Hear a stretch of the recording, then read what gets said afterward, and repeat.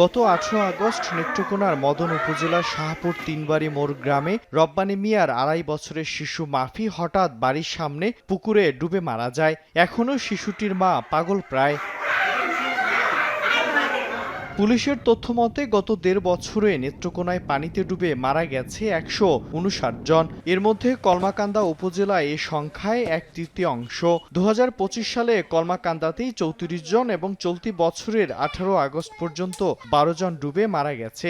বেশিরভাগ সময় অভিভাবকদের ব্যস্ততার ফাঁকে খেলতে গিয়ে শিশুরা পানিতে পড়ে যায়। অথচ এ ধরনের মৃত্যু রোধে সরকারি বেসরকারি কোনো পদক্ষেপ নেই। কয়েকটি সরকারি সংস্থার উদ্যোগ থাকলেও সেগুলো পর্যাপ্ত নয় বলছেন স্থানীয়রা, যে কারণে মৃত্যুর সংখ্যা গ্রামাঞ্চলে আশঙ্কাজনক হারে বাড়ছে। গ্রামাঞ্চলে তো আর মনে করেন যে গার্জিয়ান থাকে না, তারা একলা একলা যাওয়া আসা করে, ওই জন্য দুর্ঘটনা বেশি হয়। শিশুদের সাঁতার শেখানো থেকে শুরু করে এই অ্যাওয়ারনেস তৈরি না করা হলে এটা আসলে মহামারী আকার ধারণ করবে। সরকারি উদ্যোগে স্থানীয় পর্যায়ে সচেতনতামূলক কার্যক্রম শুরু করা হোক।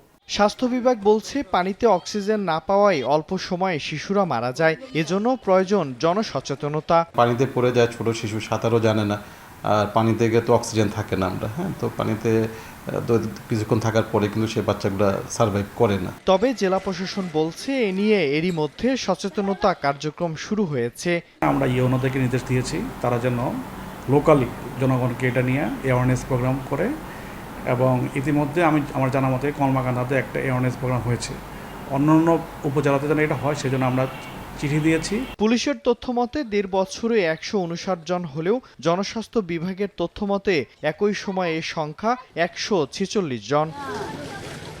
সময় সংবাদ, নেত্রকোনা।